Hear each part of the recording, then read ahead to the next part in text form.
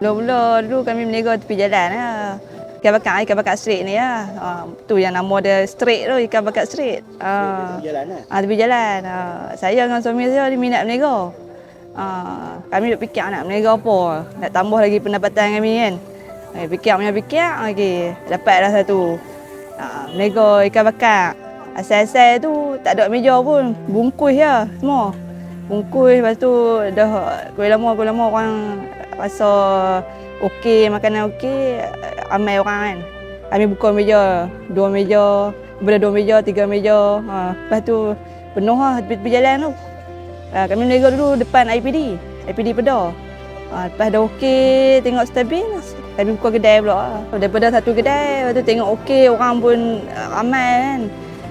Tak cukup ni, kita tambah lagi satu kedai. Tengok sebelah orang apa, boleh sewa, kita sewa lagi satu kedai lah sebelah. Tu macam tu lah. Menu kami kila ikan bakar. Ikan bakar kami ada special sikit. Ada bendi kat atas. Lepas tu ada sambal kicap. Ikan apa, sambal dia tak kedekut. Sambal dia penuh. Melimpah lagi tau. Tak kering lah sambal dia ni. Selalu orang main sini dia akan ambil ikan pari. Pari kami dia lembut. Dia tak keras. Okay. Lepas tu ikan tiga rasa. Lepas tu yang ni meletup rek. Special dia ni dia siput dia banyak. Lepas tu korek bawah dia ada ikan ketukar. Ada ikan ketukar. Bawah dia. Lepas tu dengan sotong tepung kami ni dia rangut lah, bukan macam cucuk punya. Resipi kami daripada turun-temurun lah. Daripada orang tua. Belah-belah suami saya. Ni kira selatan punya.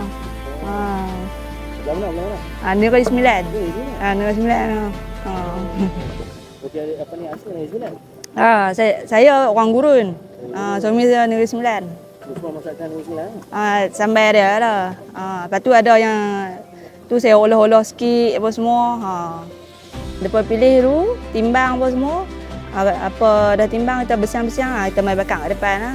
Live bakar lah. Siapa nak tengok semua boleh lah. Kalau nak ambil yang set pun boleh juga. Set kalau mai ramai ke, mai tak ramai ke, boleh lah.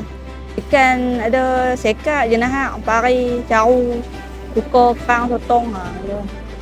Kedai buka setiap hari kecuali hari Selasa.